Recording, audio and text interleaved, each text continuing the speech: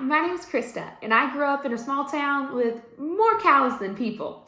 But what I was blessed to have is an exposure to God and His love for me at a young age.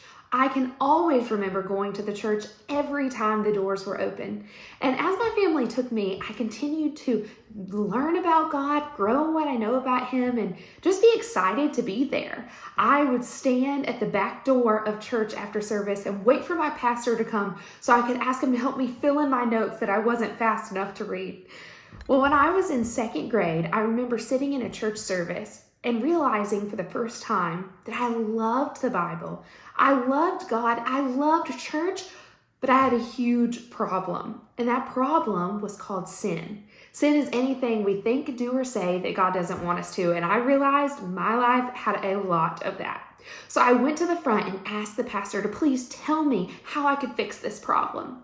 He told me that by admitting my sins to God, believing in who Jesus is and what He did for me, and choosing to make Him the boss of my life, I could be saved and have a relationship with God forever. That night, I went home and called every person in my dad's phone contact list. I was so excited to tell them I had chosen to follow Jesus. Then I went to my second grade class the next day and asked my teacher if I could make a class announcement.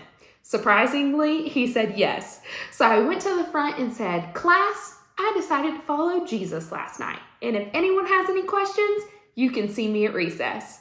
Well, one of my friends did, and I had no idea what to tell her. I convinced her to come to church with me, and praise God, she got saved too.